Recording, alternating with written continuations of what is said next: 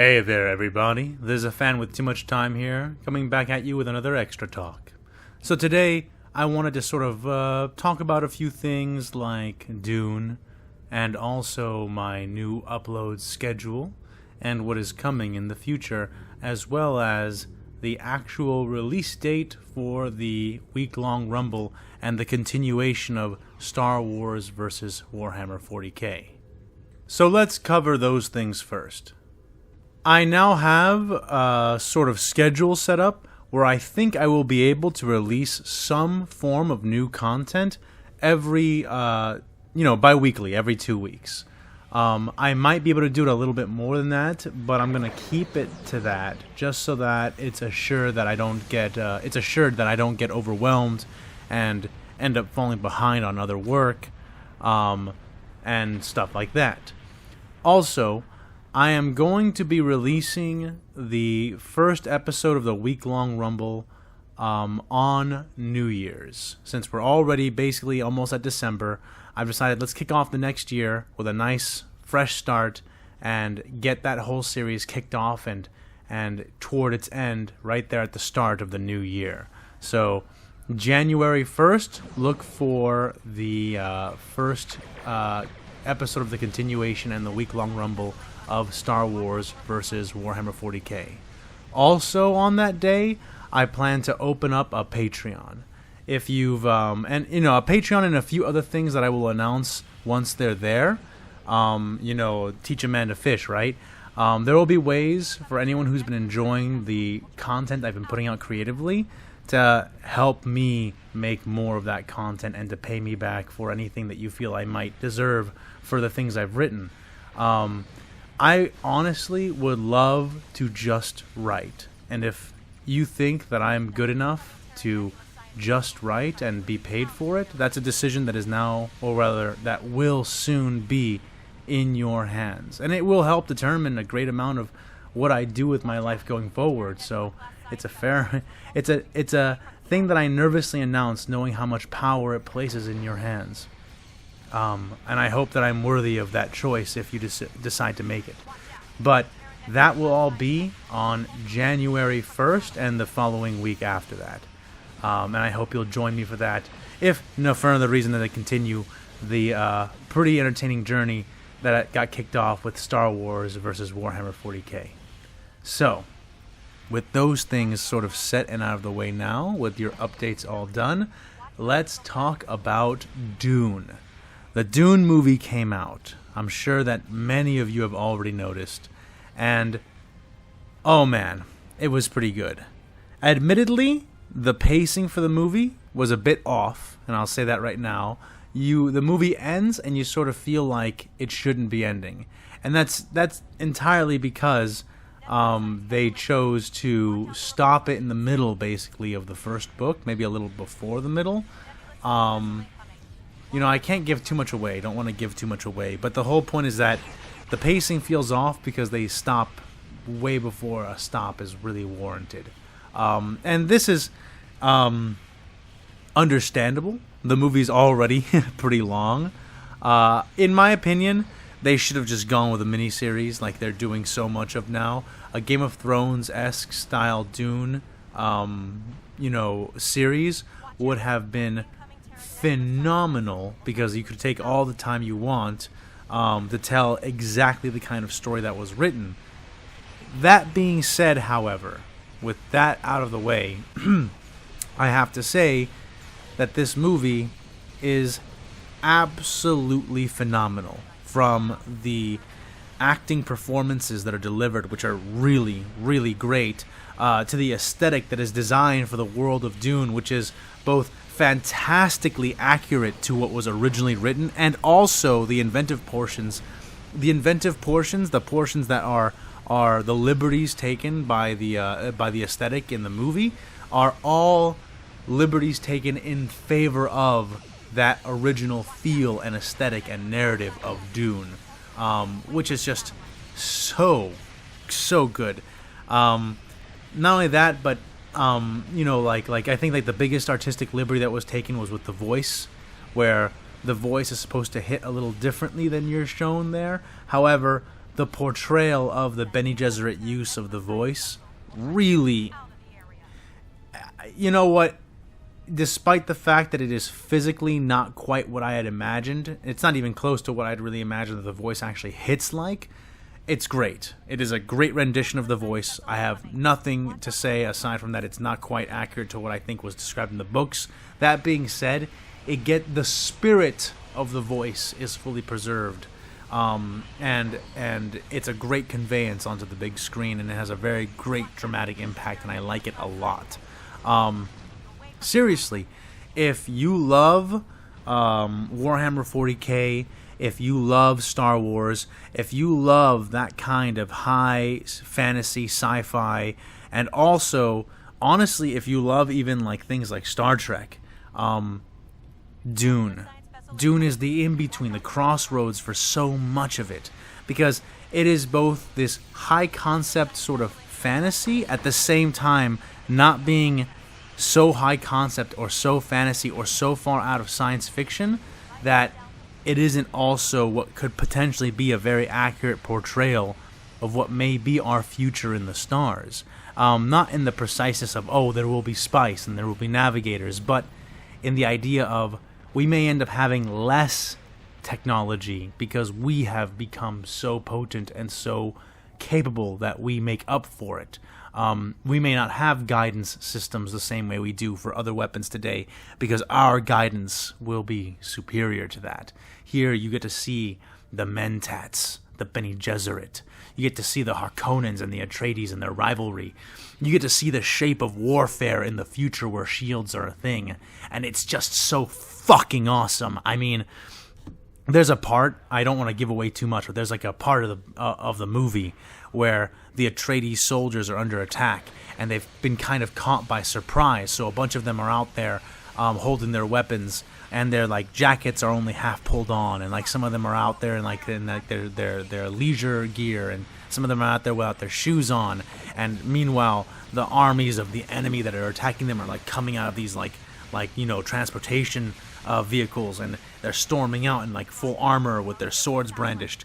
And because of the nature of the technology and the setting, the Dune guys just turn over, like not the Dune guys, the Atreides soldiers look at each other and activate their shields, which are like mounted on their shoulders or on their hands and wrists and stuff, and go into battle basically totally out of dress, and still are able to do some incredible feats and put up a hell of a fucking fight and really dish. And why?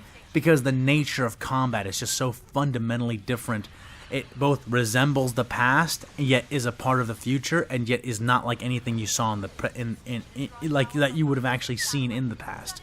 The duelists of the future are fundamentally different. You know, like the slow blade pierces the shield, so it requires this understanding of speed and coordination and striking and patience, which is just like chess in a sword match.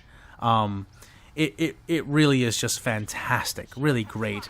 And all the little details that are put into everything, you know, like you'll find a very drastic lack of ballistic weapons in this universe because shields exist, and shields will stop most of it and make the rest that can go through them just kind of untenable to use for various reasons.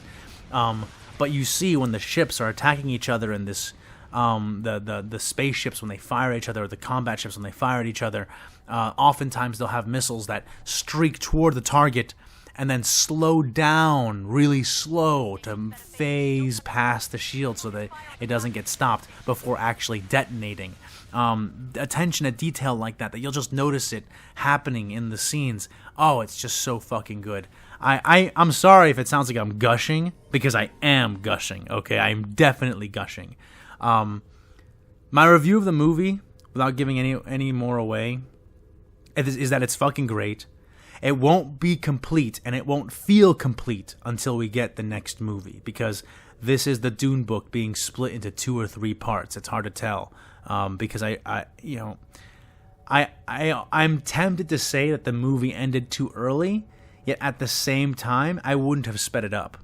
I wouldn't have missed anything that it did. Honestly, there's going to be like 2 or 3 movies just for the first Dune novel, and once it's done, it will be the most complete, incredible thing. Because right now, the only flaw is the pacing, because you're taking a single book, and cutting it into 3. And I understand why. There's just so much in that fucking book. But it's the only scratch on what is otherwise just an incredible pearl of science fiction and fantasy that, honestly, any true fan of any of these genres, just, you're doing yourself a disservice, and you're doing a disservice to the ghost of the writer by not going to see this film. And it's not often that I can say that. This is becoming the Lord of the Rings of sci-fi. I can already see it. The first movie is already so fucking good. So good. And honestly, if you come at it from the perspective of, I'm a fan of Star Wars, I'm a fan of Warhammer 40k, I want to see, where did the seeds of all these ideas, where are the origins of my favorite universes from? It's so beautifully portrayed in this movie. So, final verdict, movie is fucking fantastic, and you should definitely go see it. I give it a 9 out of 10 until the next movie comes out. The next movie will determine whether or not it's a 10 out of 10 or not, because being able to go from this movie into the next one is really going to determine that. And I'm telling you, you're going to reach the end of this movie and going to think, yeah, it's been like 3 hours, but I'm not ready to stop. And honestly, that's not a terrible feeling to have at the end of a media project, which is part of the reason why I say, if it had been a miniseries, it would have been literally perfect. That being said, we're damn close, and you need to watch it. Now, you guys know how I don't like these after talks or the extra talks to go much longer than the video that came before it, so we're already kind of past that, and therefore, I'm going to go ahead and say this. Go watch Dune. Look forward to Star Wars versus Warhammer 40k, and I'll see you in 2 weeks with another piece of content. Oh, and one last thing. Go into the comments section, okay, of this video or my last one, and tell me what you are interested in insofar as auto lessons are concerned. You'll have noticed that the Vostroyan urban potato bear is not an actual legitimate part of canon. It's basically entirely fan-made, at least to my knowledge. And certainly all of the lore that you heard just now about the Vostroyan urban potato bear is lore that I made up. I intend for this to be that kind of series. Show me things that aren't filled out, things that haven't been talked about, or things that could exist and might exist. Like, you know, do you want to hear about more fictional animals? Do you want to hear about certain alien races? Maybe some weapons that don't quite make it into the standard pattern for deployment, but are used individually.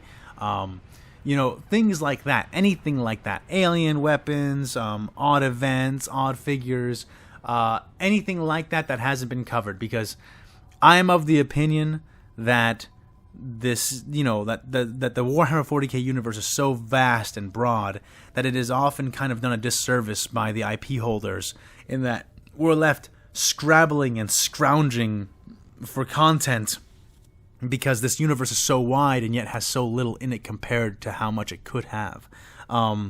Obviously, none of this is official.